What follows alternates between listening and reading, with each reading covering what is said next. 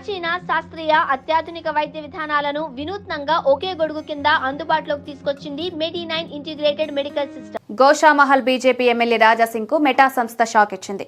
MLA Facebook, Instagram ఖాతాలను block చేసింది. ఆయన పేరుతో ఉన్న 2 ఫేస్బుక్ పేజీలు, 3 ఇన్స్టా అకౌంట్లను తొలగించింది. ఇటీవల ఆయన రెచ్చగొట్టేలా పెట్టిన కొన్ని పోస్టులే ఇందుకు కారణమని తెలుస్తోంది. కాంగ్రెస్ అగ్రనేత రాహుల్ గాంధీ ఫిర్యాదుతోనే ఈ చర్యలు తీసుకున్నారని ఆయన ఆరోపించారు. హిందువులను లక్ష్యంగా చేసుకుని సెలెక్టివ్ సెన్సార్షిప్ దాడి చేస్తోందని విమర్శించారు. తనతో పాటు తన కుటుంబ సభ్యులు, స్నేహితులు, మద్దతుదారుల అకౌంట్లను బ్లాక్ చేశారని పేర్కొన్నారు. ఈ మేరకు రాజాసింగ్ ఎక్స్ లో స్పందించారు. హిందువులను లక్ష్యంగా చేసుకుని సెలెక్టివ్ సెన్సార్షిప్ దాడి చేస్తోంది.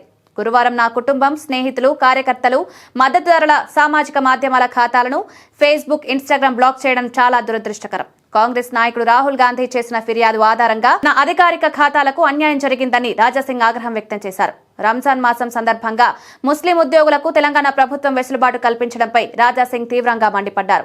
మార్చి 2 నుండి 31 వరకు ముస్లిం ఉద్యోగులు సాయంత్రం 4 గంటల కల్లా తమకు ఇళ్లకు వెళ్లేలా అనుమతిస్తూ ఉత్తర్వులు వివరించింది. ఈ నిర్ణయాన్ని తప్పుపట్టిన ఎమ్మెల్యే రాజాసింగ్ ఓ వీడియోను విడుదల చేసి ముఖ్యమంత్రి రేవంత్ రెడ్డి, కాంగ్రెస్ ప్రభుత్వానికి పలు ప్రశ్నలు సంధించారు. హిందువుల పండుగలు వచ్చినప్పుడు ఆంక్షలు విధించి నవరాత్రుల్లో పాల్గొన్న హిందూ ఉద్యోగులపై కేసులు పెట్టి వేధించిన ప్రభుత్వం ఇప్పుడు ముస్లింలకు 10 గంటల సమయానికంటే ముందే వెళ్లడానికి ఎలా అనుమతిస్తుందని ప్రశ్నించారు. తెలంగాణలో కాంగ్రెస్ పార్టీ హిందువుల ఓట్లతో గెలవలేదా, కేవలం ముస్లింల ఓట్లతోనే గెలిచిందా అని నిలదీశారు. ఇదిలా ఉండగా తరచూ వివాదాస్పద వ్యాఖ్యలతో రాజాసింగ్ వార్తల్లో నిలుస్తారు. ఇటీవల సొంత పార్టీపైనే ఆయన చేసిన వ్యాఖ్యలతో కలకలం రేగింది. జిల్లా అధ్యక్షుడిగా తాను సూచించిన వ్యక్తిని కాకుండా ఎంఐఎంతో అంటకాగే వారికి ఇచ్చారని ఆరోపించారు.